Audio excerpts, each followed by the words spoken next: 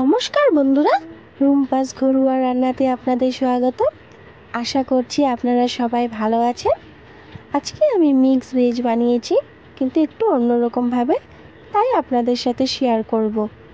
পাশে থাকবেন, পুরো ভিডিওটা দেখার অনুরোধ রইল। ভালো লাগলে একটা লাইক করবেন, নতুন আসলে চ্যানেলে সাবস্ক্রাইব করবেন, আর ভালো না লাগলে ডিসলাইকও করতে পারেন। তার জন্য কোমরের ডোগাগুলো নিয়েছিলাম, ভালো করে কেটে 2-3 বার ধুয়ে নিয়েছি। আর এখানে মিক্স ভেজের জন্য যে সবজি আপনাদের বাড়িতে অ্যাভেলেবেল আছে সেটাই দিতে পারেন।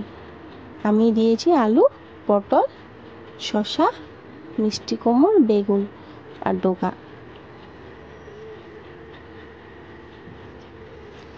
আলুগুলো কিউব সাইজ করে কেটে নিয়েছিলাম, তারপর সেটা ভালো করে একে একে ধুয়ে নিয়েছি। সবগুলো একই সাইজের করে সবজিগুলো কেটেছি। পটল, শসা এগুলো ভালো করে ধুয়ে নিয়েছি। মিষ্টি কুমড়ো, বেগুনগুলো একটু পরে অ্যাড করব, কেন কি এগুলো একটু সফট হয় অন্য সবজির তুলনায়, তার জন্য।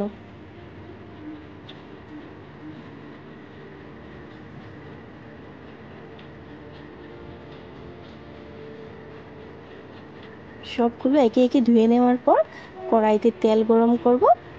সর্ষের তেল দিলে ভালো হয়, নিরামিষ সবজিতে সর্ষের তেলটাই ভালো লাগে, একটু বেশি দেব।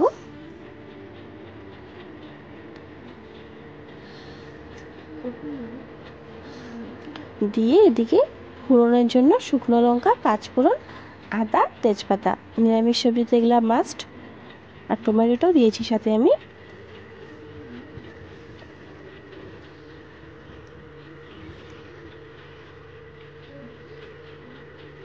কড়াইতে তেল দিয়ে এগুলো একে একে ফোড়নে দিয়ে দেব। শুকনো লঙ্কা, পাঁচফোড়ন, 2-3 সেকেন্ড পর তেজপাতাটাও দিয়ে দেব।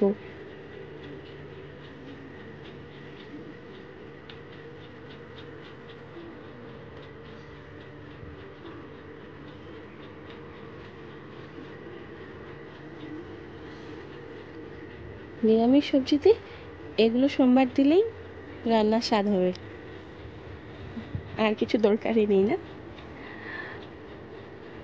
এগুলো দেওয়ার পর আলুগুলো, পটলগুলো দিয়ে দেব। 2-3 মিনিট হওয়ার পর যখন একটু হয়ে যাবে, তারপর শসাগুলো দিয়ে দেব।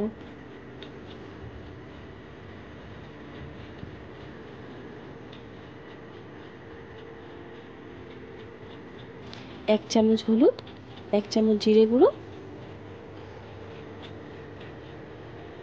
নুনটা আপনার টেস্ট বুঝে দিবেন। আমি 1 চামচ নুন দিয়েছি।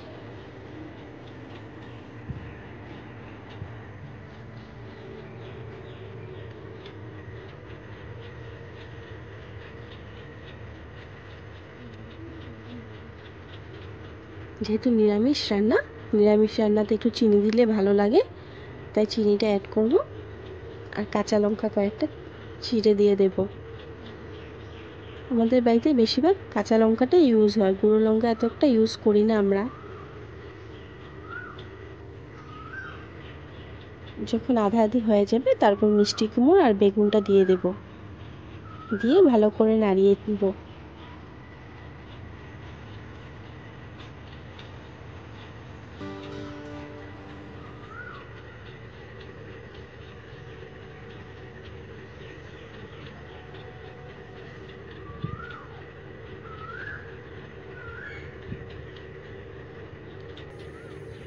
নাড়ানো হয়ে গেলে 1 বাউল জল দেব। এখানে আমি জল বেশিটা ইউজ করিনি, 1 বাউলে যদি দরকার পড়ে দেবেন, আর না হলে না দিলেও চলবে। জলটা দিয়ে একটু মজতে দেব, তারপর ডোকাগুলো দিয়ে ঢেকে রাখবো। 10-15 মিনিট হতে দেব। মধ্যে মধ্যে উঠিয়ে 1-2 বার নাড়াবেন।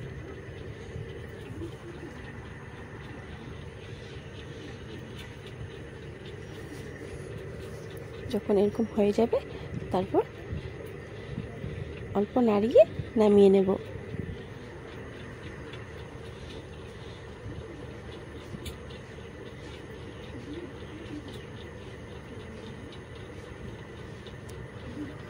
রেডি।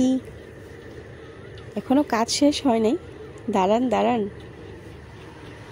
তারপর হলো আমার সিক্রেট ইনগ্রিডিয়েন্ট, তেজপাতা নিয়ে নিলাম কয়েকটা, শুকনো কড়াইয়ে হালকা গরম করে নেব। গরম করে সেটা মিক্সিতে নিয়ে নিলাম। এমনি তো গুঁড়ো হবে না, তার জন্য অল্প গরম করে নিলাম, করে মিক্সিতে দিয়ে দেব। সাথে 2-3টে এলাচও দিয়ে দেব। এটা গুঁড়ো করে নেব। পাটাতেও চাইলে করতে পারেন, আর না হয় মিক্সিতে করলেও হবে, যেহেতু গরম করা আছে গুঁড়ো হয়ে যাবে।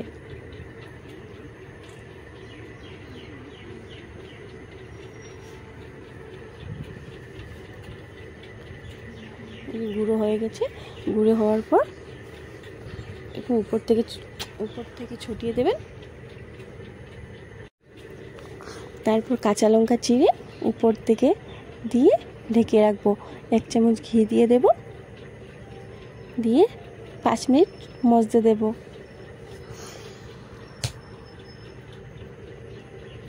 তারপর খুলে দেখলে গন্ধতেই খেয়ে নেবে। ধন্যবাদ, দেখা হচ্ছে নেক্সট